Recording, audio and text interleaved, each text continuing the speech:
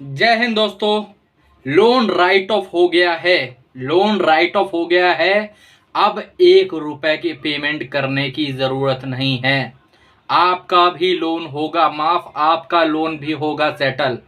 अगर आप लोगों का लोन राइट ऑफ हो चुका है या फिर राइट ऑफ होने वाला है, या फिर आप जानना चाहते हो कि राइट ऑफ आखिर होता क्या है, तो इस वीडियो को पूरा देखें। इसके बाद आपका भी लोन माफ होगा, आपके लोन की भी सेटलमेंट होगी इस वीडियो के बाद। जी हाँ दोस्तों, मैं आप सबका हर्ष कुमार आपके इस चैनल लोन डिस्ट्रॉयर में आपका स्वागत करता हूं। अगर आपको भी लोन संबंधित कोई भी प्रॉब्लम है, फिर चाहे वो कोई रिकवरी वाला आपको परेशान कर रहा है, रिकवरी की कॉल्स वगैरह आ रही हैं, लीगल नोटिस आ रहे हैं, बहुत ज़्यादा आपको धमकाया जा रहा है, आपको सेटलमेंट करनी है 10 से 15% पे, ऐसी लोन से संबंधित कोई भी प्रॉब्लम है, ठीक है, इंडिया ऑल ओवर इंडिया में कहीं पर भी, तो यहाँ पर मेरा नंबर आ रहा है, आप मुझे व्हाट्सएप पर मैसेज कर सकते हैं। ठीक है, चलिए वीडियो में आगे बढ़ते हैं। ये राइट ऑफ आखिर है क्या और इसके बाद पेमेंट क्यों नहीं करनी। आप लोगों को मैं एक चीज़ तो बता देना चाहता हूँ। पहली बात तो कि कई लोग भाई सोचेंगे कि राइट ऑफ होता क्या है और ये ढूंढना कैसे है कि हमारा लोन जो है वो राइट ऑफ हो चुका है कि नहीं हो चुका है। ठीक है, तो सब लोगों के लिए सबसे पहला आंसर तो ये, राइट ऑफ की सिंपल मीनिंग होती है जब बैंक या फिर एनबीएफसीज अपने लेजर में से, अपने एनपीए के लेजर में से आपका लोन अकाउंट हटा देती है, उसे राइट ऑफ करना कहते हैं। मतलब अपने बही खाते से आपका लोन का अकाउंट ही हटा दिया गया है। जो बैंक का जो बही खाता है जिसके अंदर सारे एनपीएस की, कौन सा लोन कितना एनपीए हो चुका है, क्या क्या चीजें हो चुकी हैं, इस लोन में कुछ पैसा आने वाला है कि नहीं आने वाला है, फिर यहाँ से कोई उम्मीद नहीं है। जब 180 दिन के बाद, मतलब 6 महीने से 9 महीने के बीच में राइट ऑफ होता है। ठीक है, हमेशा एक चीज डेट याद रखें, अगर आपका 1 2 3 महीना चल रहा है तो अभी आपका लोन एनपीए भी नहीं हुआ होगा। मैं आप सबको समझा देना चाहता हूँ, एनपीए और राइट ऑफ में बहुत अंतर है। पहले एक बात बता देते हैं आपको, ठीक है, एनपीए और राइट ऑफ में बहुत ही बड़ा ज्यादा अंतर है। ठीक है, राइट ऑफ में पूरे तरीके से जो आपका लोन है वो हटा दिया जाता है बैंक के लेजर में से, बैंक के बही खाते में से आपका लोन ही हटा दिया जाता है। ठीक है, तो जब बैंक के बही खाते में से आपका लोन हटा दिया जाता है तो उनके एनपीए की लिस्ट में शो नहीं होता। ठीक है, तो जब एनपीए की लिस्ट में शो नहीं होता तो बैंक चाहता है कि किसी भी तरीके से इस लोन अकाउंट को खत्म करा जाए।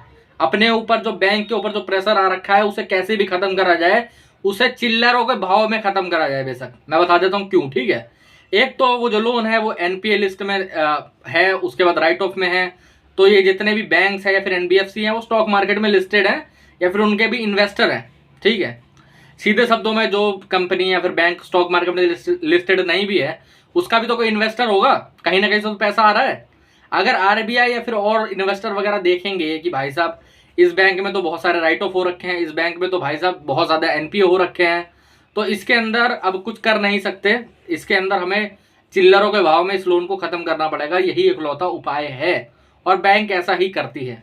अब कई हमारे भाई हैं जो हमसे पूछते हैं कि सर 100% लोन क्यों नहीं माफ़ कर देती, 100% लोन क्यों नहीं माफ़ कर देती बैंक, अब ये चिल्लर भी क्यों ले रही है, ये जो 10% या फिर 15% बैंक लेती है ये भी क्यों ले रही है।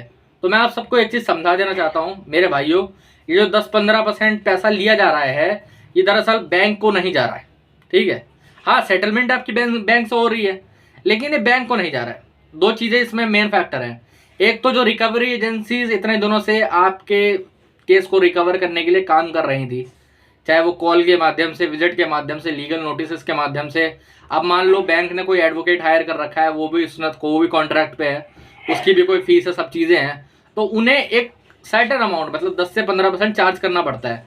हाँ बैंक का कई बार कुछ केसेस में इससे ज़्यादा भी लग जाता है। ठीक है, लेकिन कुछ केसेस में इसके अंदर ही रहता है, तो बैंक सोचता है कि भाई इतना पैसा तो रिकवर कर लेते हैं, ठीक है चलो कोई बात नहीं, इतना पैसा तो रिकवर कर लेते हैं। ज़्यादातर जितने भी अनसिक्योर लोन है उसके अंदर यही चीज़ें होती हैं। ठीक है, सिर्फ केसीसी और किसान जो लोन है वो होते हैं वो 100% माफ होता है, क्योंकि उसमें भी एक्चुअली में 100% माफ नहीं होता, उसमें आपके लिए 100% माफ है, लेकिन जो पैसा है वो सरकार भर रही है। ठीक है, गवर्नमेंट भर रही है, सेंट्रल गवर्नमेंट हो या स्टेट गवर्नमेंट हो या फिर कोई स्कीम आई हो, ठीक है, उसके तहत, वो स्कीम के तहत भरा जाता है पैसा। आप नहीं दे रहे हो अपनी जेब से, लेकिन बैंक को कहीं ना कहीं से पैसा मिल रहा है। उस टाइम पे भी सेटलमेंट ही होती है एक तरीके से, उस टाइम पे भी ये नहीं होता कि आप किस्तें भर रहे थे तो उसके बाद अचानक से फिर पूरा माफ हो जाएगा, ऐसा नहीं है। उस टाइम पे भी सेटलमेंट ही होती है, एक टाइप ऑफ अमाउंट दिया जाता है बैंक को। ठीक है, सरकार के द्वारा पूरा पैसा नहीं दिया जाता उनमें भी। तो अब जान लेते हैं कि भाई साहब ये राइट ऑफ पता कैसे करें कि हुआ है कि नहीं हुआ? तो मैं आप सबको एक चीज बता देना चाहता हूं, कभी भी किसी रिकवरी एजेंट के झांसे में ना आए। दरअसल बहुत सारे क्लाइंट्स के साथ, बहुत सारे लोगों के साथ ऐसी चीजें होती है, सब्सक्राइबरों के साथ, उन पे रिकवरी एजेंट बोलते हैं कि भाई साहब आपका लोन जो है वो राइट ऑफ हो चुका है अब, लेकिन हम आपको सिर्फ 20% दे सकते हैं, 30% दे सकते हैं, 30 से नीचे नहीं आते। अब होता क्या है, वो चल रहा होता है 170 दिन, 160 दिन। रिकवरी वाले सोचते हैं कि राइट ऑफ होगा नहीं, उससे पहले ही खत्म कर देते हैं, जितने ज्यादा पैसे मिलेंगे उतनी ज्यादा कमीशन बनेगी। अब ये लोग एट द एंड है तो कमीशन बेस पे ही है ना, एट द एंड है तो ये लोग कमीशन बेस पे ही। आप कोई रिकवरी वाला है वो कमीशन बेस पे ही है, वो जितने ज्यादा पैसे आप पे लेगा उतने ही ज्यादा पैसे उसको मिलेंगे। तो इसलिए कभी भी किसी रिकवरी वाले के झांसे बनाए।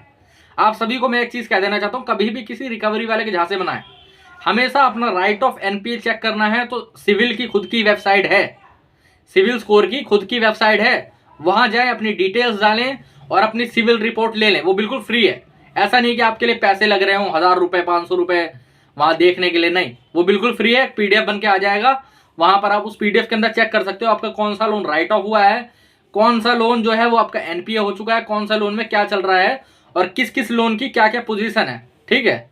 और उसके डेट आपको दिख भी जाएगा कितने दिन से ड्यू चल रहा है, क्या सिविल में रिपोर्ट है, सिविल स्कोर क्या चल रहा है। कई भाई जो है वो हमारे सवाल पूछते हैं कि राइट ऑफ के बाद अगर हम लोग ठीक करवाएंगे अपना, वो तो हमारा सिविल तो बर्बाद हो चुका है, हमारा सिविल ठीक नहीं होगा।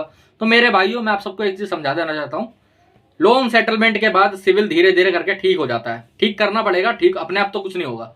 अपने आप देखो, ना सेटलमेंट होगी ना सिविल ठीक होगा, सीधी बात है। सेटलमेंट के लिए भी बैंक आपको अप्रोच करेगा, फिर आपको एक सही ऑफर लेना है, उस पर जाकर सेटलमेंट करनी है।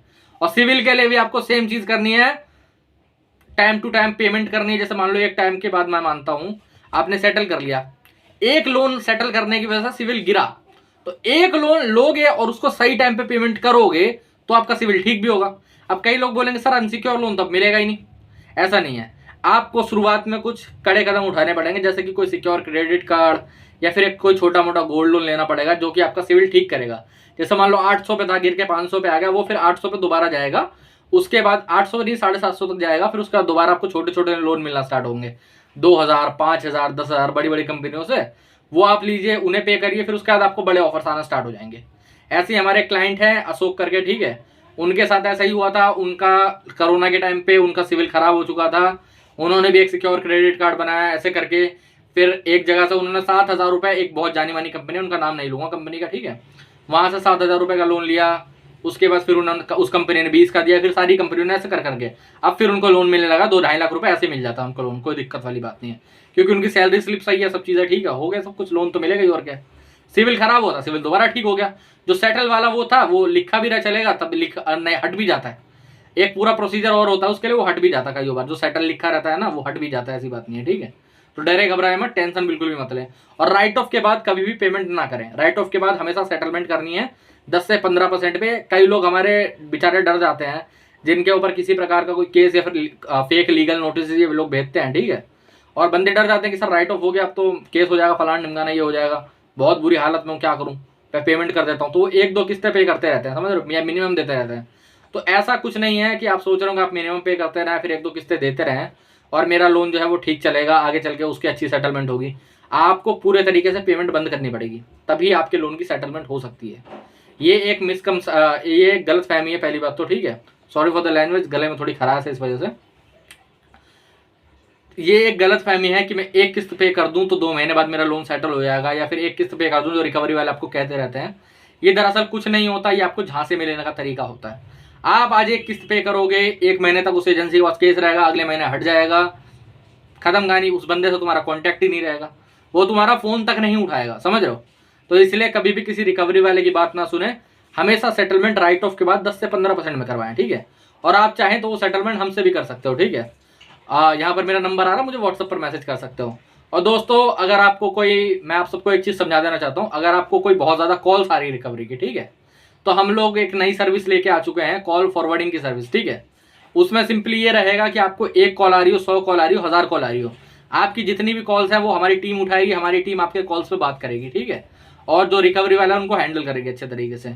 और होम विजिट रोकने का भी हम तरीका लेके आ चुके हैं, यहाँ पर नंबर आ रहा है, आप मुझे व्हाट्सएप पर मैसेज कर सकते हैं। और जितने भी लीगल नोटिस आपको आ रहे हैं, डिमांड नोटिस, आर्बिट्रेशन का notice, section 25, cheque bounce, SARFAESI 13-2, 13-4 ऐसा कोई भी नोटिस आपको आ रहा है, आपको कुछ नहीं करना, यहाँ पर नंबर आ रहा है, मुझे व्हाट्सएप पर मैसेज कर सकते हैं, ठीक है। हम व्हाट्सएप के माध्यम से आपकी सहायता करेंगे, आपकी पूरी हेल्प करी जाएगी व्हाट्सएप के माध्यम से, ठीक है। तो जय हिंद दोस्तों, आज के वीडियो में इतना। इसके बाद भी कोई प्रॉब्लम है तो यहाँ नंबर आ रहा है, मुझे मैसेज कर सकते हो। जय हिंद।